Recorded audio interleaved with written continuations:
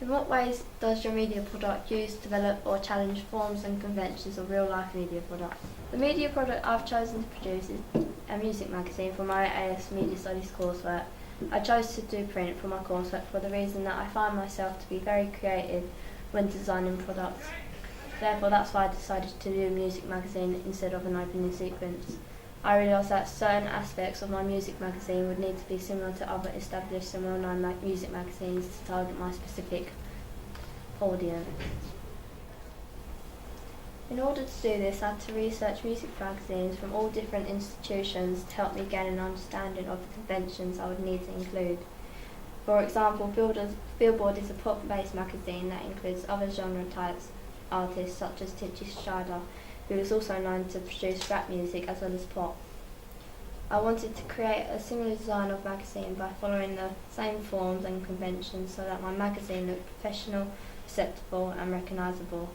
My media product uses several forms and conventions such as a barcode, date, issue number, main image, pop genre, music-related articles, mastheads, straplines, page numbers and the price, and so on.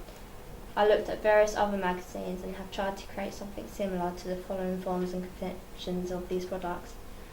I did this by adding straplines and cover lines which surrounded the main image in order to give it more of a professional feel. When doing this, I also thought to challenge and develop the forms and conventions in order to make my music magazine unique and catch my audience's eye.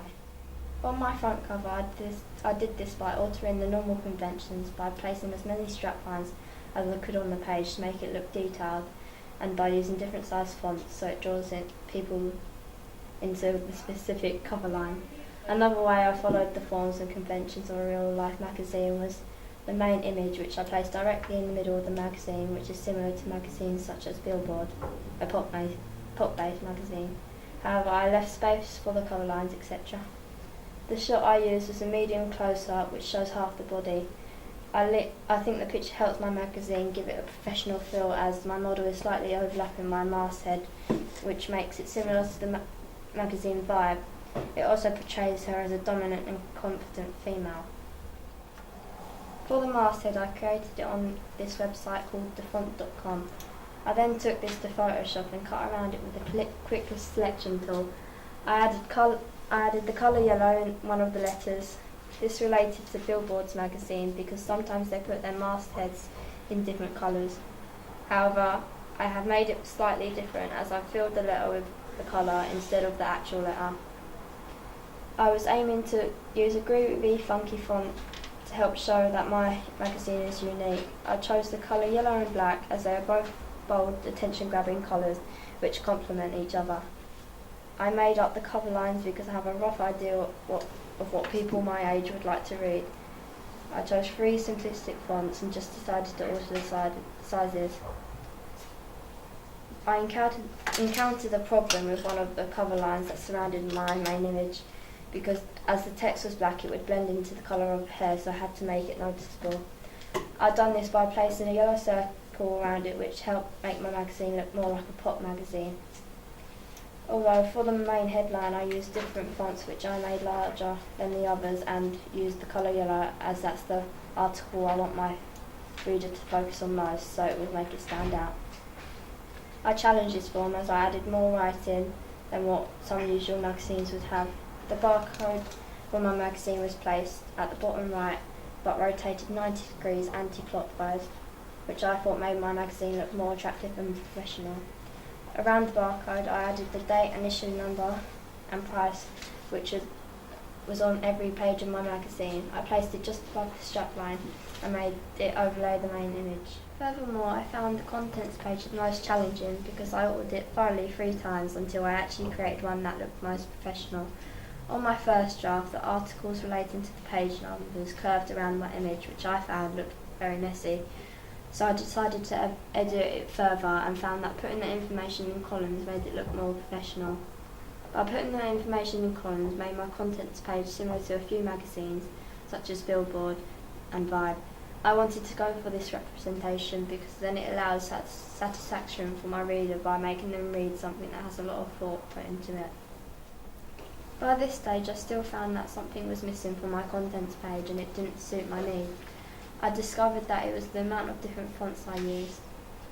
Therefore, I changed my font to one type of font which was simple and clear to use. By adding more pictures of my main model and a few others, I thought that it would break up the page from just being filled with writing. I placed the main image in the bottom left corner and made it bigger than the others on this page. This was to inform the reader and my target audience that my double page spread will be focusing on my main feature. The other pictures were made smaller and were related to specific page numbers linking to their articles. The reason why I included other pictures is because from my audience research I found out that they look at the pictures as much as they do the articles and layout. I kept to the colour scheme, which I chose with black, yellow and grey, because otherwise it would make my magazine look messy.